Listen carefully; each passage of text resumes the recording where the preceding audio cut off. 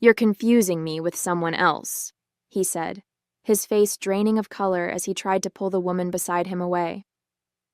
I stood frozen in the middle of the Sacramento Plaza, staring at the ghost of my husband, the man whose funeral I had arranged last year, whose death had shattered our family. Greg was supposed to be dead, lost in a boating accident, yet here he was, very much alive, holding another woman's hand. I didn't scream. I didn't cry. I just smiled and said, "Don't worry. I haven't told the insurance company." Then, calmly, "But tomorrow I will." His eyes widened with panic before he turned and hurried away, the confused woman in tow. I watched them disappear into the crowd, my heart pounding in my chest, my mind reeling with the implications of what I'd just discovered. My name is Brooklyn Turner, 47 years old, and until a few minutes ago, I was a widow.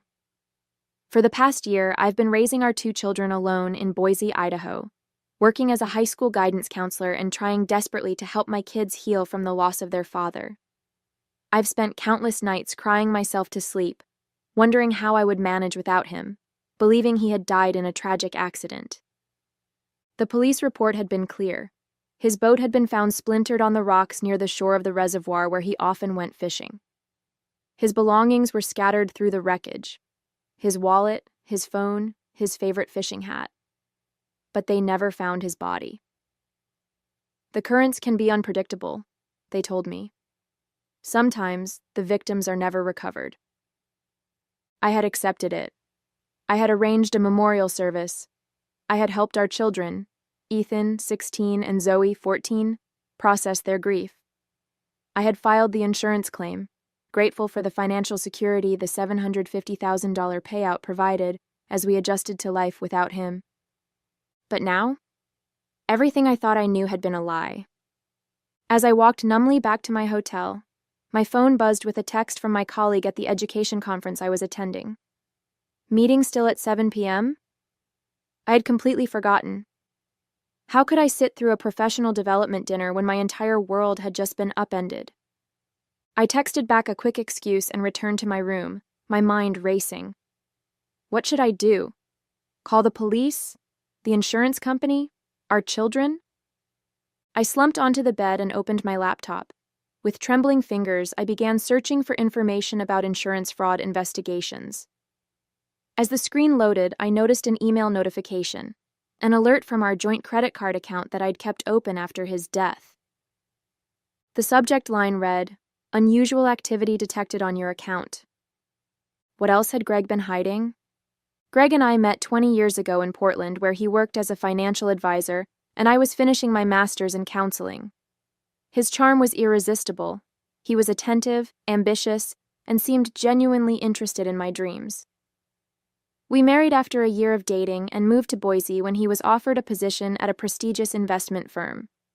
Our early years were blissful. We bought a modest house in a good school district, welcomed our children, and built what I thought was a stable life together.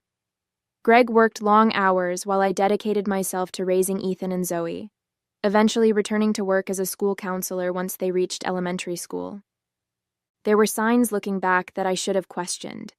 Greg's occasional unexplained absences that he attributed to client meetings or fishing trips, the strange phone calls that would end abruptly when I entered the room, the gradual emotional distance that grew between us over the years.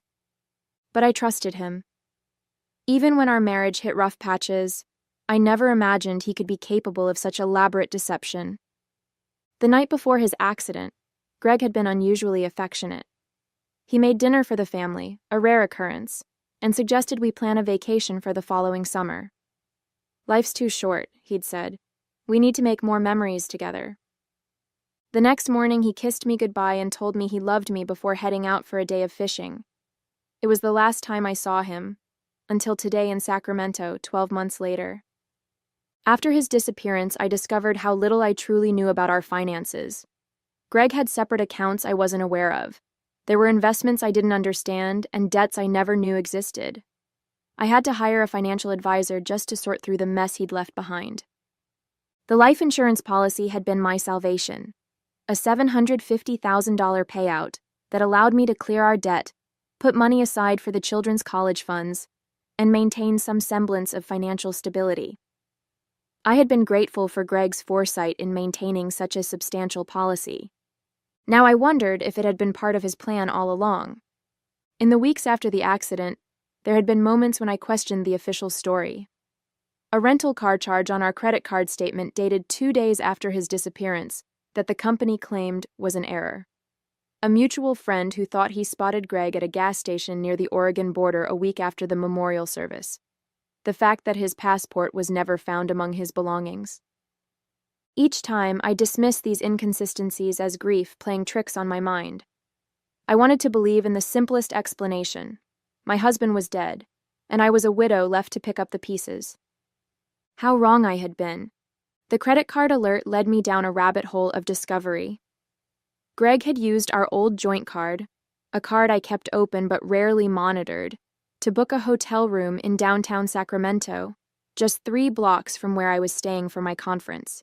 It couldn't be coincidence. Had he known I would be here? Was he following me? With shaking hands, I called the bank's fraud department, not to report fraud, but to gather information. Yes, the card has been active for approximately 3 months, the representative confirmed after verifying my identity. There have been charges in Sacramento primarily, but also in Reno and San Francisco. 3 months. He'd been using this card for 3 months, and I hadn't noticed because I'd been focused on rebuilding our lives. I thanked the representative and hung up, then immediately logged into the account to review the charges. Restaurant bills for 2, jewelry store purchases, tickets to shows and sporting events. He hadn't just been surviving, he'd been living a comfortable, even lavish life while I worked extra hours to support our children. As I scrolled through the charges, a notification popped up on my phone, a reminder I'd set months ago for Greg's life insurance policy anniversary. The cruel irony made me laugh bitterly. Tomorrow marked exactly 1 year since the policy had paid out. Was that why he was in Sacramento? Was he planning to disappear again? This time with his new girlfriend? Before anyone could discover his deception? I paced the hotel room, oscillating between rage and calculation. If I reported him to the authorities immediately, would they believe me? What evidence did I have beyond a brief encounter in a crowded plaza? Even the credit card charges only proved someone was using the card, not necessarily Greg himself. I needed more. I needed irrefutable proof. Taking a deep breath, I opened my laptop again and searched for private investigators in Sacramento. I found one with good reviews and called immediately. I need surveillance on someone, I explained, my voice steadier than I expected. I have reason to believe my supposedly deceased husband is alive and staying at a hotel downtown. The investigator, a woman named Veronica, didn't seem fazed by my bizarre request. I can start tonight, she said. Send me a photo and any information you have on his current appearance and whereabouts. I sent Greg's most recent photo from before his death, along with the hotel information from the credit card statement.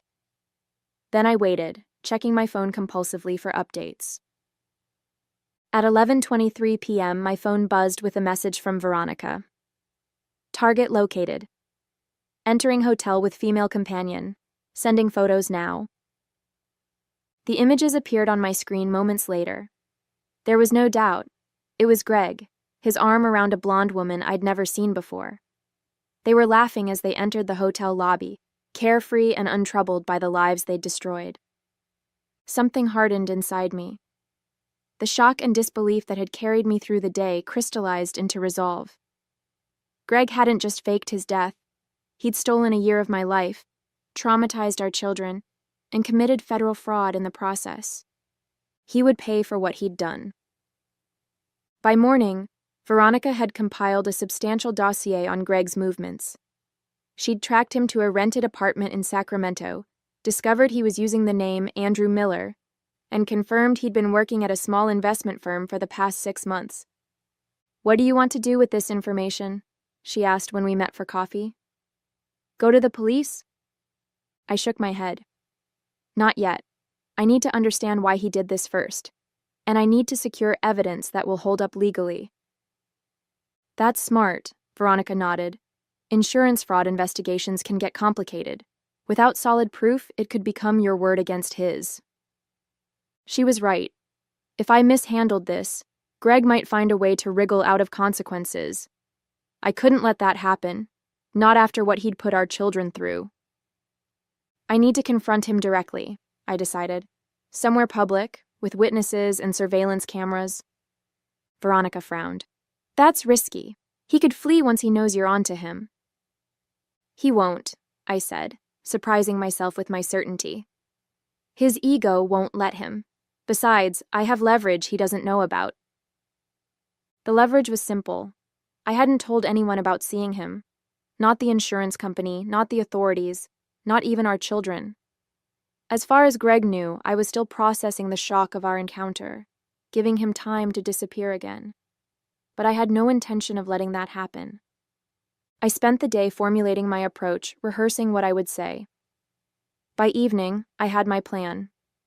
Veronica's surveillance confirmed that Greg and his girlfriend had dinner reservations at an upscale restaurant downtown. It would be the perfect setting for our confrontation.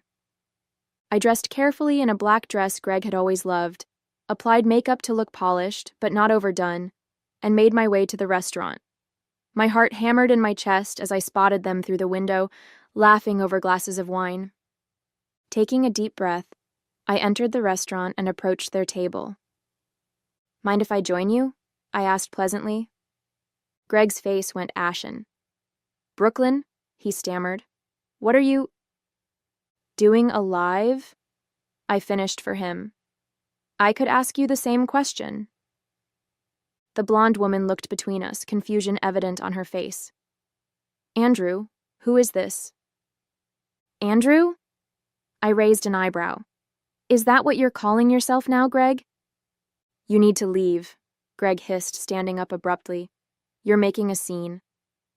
Oh, I haven't even started making a scene, I replied calmly, taking the empty seat at their table. Please, introduce me to your friend. The woman extended her hand hesitantly. I'm Jennifer, and you are? Brooklyn Turner, Greg's wife, or widow, according to the death certificate. Jennifer's eyes widened. What? Andrew, what is she talking about? Greg grabbed Jennifer's arm. She's confused. Let's go. I'm not confused, Greg, but I understand why Jennifer might be. I turned to her. Did he tell you he was divorced?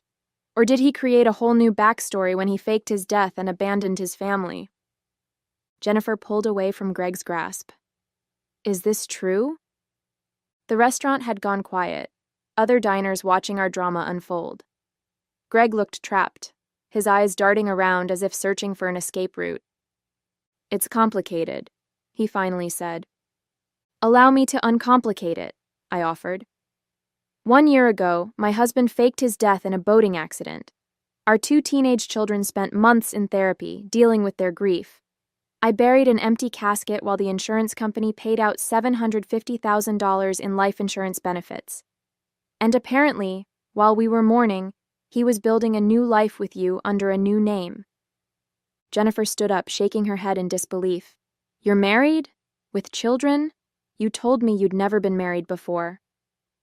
Jennifer, please, Greg pleaded, reaching for her hand. I can explain everything. But Jennifer was already backing away, grabbing her purse. Stay away from me, you pathological liar. She turned to me. I had no idea. I'm so sorry. As Jennifer rushed out, Greg's face contorted with rage. Are you happy now? He snarled at me. You've ruined everything. No, Greg, I replied evenly. You did that all on your own. After Jennifer's dramatic exit, Greg slumped back into his chair, eyes darting nervously around the restaurant at the many witnesses to his humiliation. Keep your voice down, he muttered. This doesn't concern anyone else. Funny, that's exactly what I thought about our marriage, I replied, until you turned it into an elaborate fraud scheme. The waiter approached cautiously, sensing the tension. Is everything all right here? Just a family reunion, I said with a tight smile. We'll need a moment. After the waiter retreated, Greg leaned forward. Look, I know this looks bad. Bad? I laughed without humor. It's insurance fraud, Greg. It's abandonment. It's years in federal prison. His expression shifted, a calculated look I recognized from our marriage, the one he used when transitioning from defense to negotiation. What do you want, Brooklyn? Money? I can split what's left of the insurance payout with you. What's left? I repeated incredulously. You mean the money you weren't entitled to in the first place? The money meant to support your children after your death? Greg waved dismissively. The kids are practically grown. They don't need— Don't. I cut him off, my voice deadly quiet. Don't you dare pretend to know what they need. You forfeited that right when you chose to disappear. A tense silence fell between us. I noticed his left hand was bare, no wedding ring, of course, but there was a faint tan line. He hadn't been Andrew Miller for very long. Why? I finally asked. Was our life together so unbearable that you had to fake your own death to escape it? Greg sighed, running a hand through his hair, a familiar gesture that triggered an unwelcome surge of memory. It wasn't about you or the kids. I got into some financial trouble, bad investments, people who wanted their money back.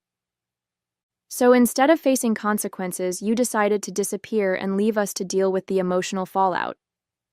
I was protecting you, he insisted. These weren't the kind of people who take no for an answer. If I'd stayed, you could have been in danger. And the insurance money? Was that also for our protection? He had the decency to look away. I needed a fresh start. The plan was to establish myself, then reach out to you and the kids once it was safe. You expect me to believe that? I scoffed. You were building a life with another woman. Jennifer was complicated. She helped me get established here. One thing led to another. I shook my head in disgust. You haven't changed at all. Still dodging responsibility? Still blaming others? Greg reached across the table for my hand, but I pulled away. Brooklyn, please. We can work something out. Think about the kids. Do you really want them to go through the trauma of learning their father is alive but going to prison? The manipulation was so transparent it almost made me laugh. The trauma you caused, you mean? Just then, my phone buzzed with a text from Veronica. All recorded. Audio and video clear. Do you want me to remain on standby? A wave of satisfaction washed over me. Greg had no idea that Veronica was sitting 3 tables away, capturing our entire conversation with professional-grade surveillance equipment. His admission of insurance fraud and faking his death was now preserved as evidence. I stood up, smoothing my dress. I need to get back to my hotel. I have an early meeting tomorrow. Greg looked confused by my abrupt shift. That's it? We're not going to resolve this? Oh, I wouldn't say that, I replied. I am going to resolve this, but not in the way you're hoping. As I turned to leave, Greg grabbed my wrist. What are you planning to do? I gently removed his hand and leaned down to whisper in his ear. When I said I'd tell the insurance company tomorrow, I meant it. But they won't be the only ones getting a call. His face paled. Brooklyn, wait. Goodbye, Greg. Or Andrew. Or whoever you are now. I walked out of the restaurant with my head held high, leaving my supposedly dead husband very much alive but utterly shaken. Back in my hotel room, I met with Veronica to review the evidence. The audio and video were crisp, clearly capturing Greg's admission of faking his death and his knowledge of the insurance payout. This is solid, Veronica assured me. Combined with the documentation of his new identity and employment, it's more than enough for the authorities to act on. What about the financial trouble he mentioned? The people who supposedly wanted their money back? Veronica nodded. I can dig deeper into that. If there's truth to it, it could add another dimension to the case. I hesitated, a nagging doubt surfacing. What if Greg had been telling the truth about protecting us from dangerous people? Was I potentially putting our children at risk by exposing him? Let me make some discreet inquiries, Veronica suggested, sensing my concern. I have contacts who can verify if there were any serious threats against him before his disappearance. I agreed, then called the educational conference to excuse myself from the remaining sessions. This situation required my full attention. Next, I contacted a lawyer friend in Boise for a recommendation in Sacramento. By morning, I had an appointment with a well-respected attorney specializing in insurance fraud cases. Based on what you've told me, your husband committed multiple felonies, the attorney, Eleanor Wright, explained during our meeting. Insurance fraud, identity theft, potentially even bank fraud, if he used false identification to open new accounts. What's the likely outcome if I report him? Prosecution, almost certainly. The insurance company will want to make an example of him. He's looking at significant prison time and financial penalties. I nodded, absorbing this information. And what about the insurance money that's already been spent? That's complicated, Eleanor admitted. You weren't involved in the fraud, so you likely wouldn't be held liable for returning it. However, any unspent funds might need to be returned if the insurance company pursues civil action. My mind raced through the implications. Most of the money had gone toward paying off our mortgage and establishing college funds for the children. These were legitimate expenses for a widow with 2 teenagers. But the moral question lingered. Was it right to keep money obtained through Greg's deception? As I grappled with these questions, Veronica called with her findings. I found something interesting, she said. Before his disappearance, Greg had indeed made some questionable investments, primarily with a developer who was later indicted for running a Ponzi scheme. Was he in danger? Not the kind he implied, Veronica clarified. He wasn't dealing with violent criminals, but he was deeply implicated in the scheme, possibly as a knowing participant rather than a victim. When the developer was arrested, Greg might have feared he'd be next. The pieces fell into place. Greg hadn't faked his death to protect us. He'd done it to escape potential securities fraud charges. The insurance money was his safety net, and we were just collateral damage in his escape plan. That evening, as I prepared to return to Boise, I received another text from Veronica. You should know, he's making moves. Just purchased a one-way ticket to Mexico leaving tomorrow morning. My heart raced. He was planning to run again. With a newfound clarity, I picked up my phone and made 3 calls in succession. First to the insurance company's fraud division, then to the FBI's white-collar crime unit, and finally, to the Sacramento police. My name is Brooklyn Turner, I said each time. I need to report that my husband, who was declared dead last year, is actually alive and attempting to flee the country. As I hung up from the final call, a strange calm settled over me. Whatever happened next, whatever challenges awaited me and my children, we would face them with the truth, however painful it might be. Greg's days of running were over. They arrested Greg at the airport the next morning. I watched from a distance as officers approached him at the check-in counter, his face contorting in shock as they handcuffed him and read him his rights. The woman from the FBI's white-collar crime unit nodded at me respectfully as they led him away. I expected to feel triumphant or at least vindicated, but what washed over me instead was a profound sadness for what could have been, for the life we'd built and the trust he'd shattered. The days that followed were a whirlwind of legal proceedings. The insurance company launched an immediate investigation, freezing the remaining funds from the policy payout. The FBI expanded their inquiry to include Greg's professional activities before his disappearance, particularly his connections to the Ponzi scheme Veronica had uncovered. Through it all, I had to prepare for the hardest conversation of my life, telling Ethan and Zoe that their father wasn't dead after all. I flew home to Boise, arranging for a family therapist to be present when I broke the news. Dad is alive? Ethan repeated, his voice hollow with disbelief. How could he do this to us? Zoe cried, her body shaking with sobs. We mourned him. I held them both as they cycled through shock, anger, and confusion. The therapist guided us through the initial emotional storm, helping them process the unthinkable betrayal. We decided together that they would wait before seeing Greg. They needed time to understand their own feelings first. News of Greg's resurrection, spread quickly through our community. Neighbors and colleagues rallied around us, offering support and shielding us from the media attention that briefly engulfed our lives. My school principal granted me a leave of absence, understanding that my children needed me now more than ever. Meanwhile, Greg remained in custody, denied bail due to his obvious flight risk. His new identity as Andrew Miller unraveled quickly under investigation, revealing a carefully constructed paper trail that began months before his staged accident. According to the prosecutors, he'd been planning his escape for nearly a year, meticulously arranging the details while living with us, looking us in the eyes each day, knowing he would soon abandon us all. 6 months later, I sat in the courtroom as Greg pleaded guilty to multiple charges, including insurance fraud, identity theft, and wire fraud. His legal team had negotiated a plea deal to avoid the maximum sentence, but he still faced 8 years in federal prison and restitution payments to the insurance company. Before the judge delivered the final sentence, Greg was permitted to address the court. He turned toward me in the gallery, his face haggard from months in detention. "I never meant to cause so much pain," he said, his voice breaking. "I convinced myself I was protecting my family, but the truth is, I was protecting myself. Brooklyn, Ethan, Zoe, I know an apology isn't enough, but I am truly sorry." The judge was unmoved by his performance.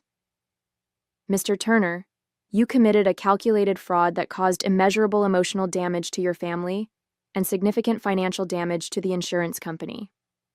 Your remorse, while noted, does not mitigate the severity of your actions."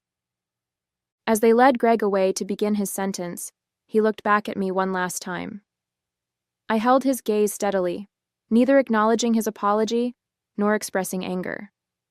He had chosen his path. Now we would forge ours without him. Outside the courthouse, reporters asked how I felt about the verdict. "Justice was served," I said simply. "Now my children and I can truly begin to heal." Today, 1 year after discovering Greg alive in Sacramento, our lives have found a new rhythm. The insurance settlement was eventually resolved, allowing us to keep the funds used for the mortgage and children's education, which the company acknowledged were legitimate needs of a family who believed they had lost their provider. Ethan is now in his first year of college, studying psychology with an interest in trauma and resilience. Zoe has become an advocate for fraud awareness at her high school, turning our family's painful experience into an opportunity to help others. As for me, I've returned to counseling students with a deeper understanding of how life can change in an instant, and how resilience can be found even in the face of unimaginable betrayal. Greg's deception nearly destroyed us, but in surviving it, we discovered strengths we never knew we had.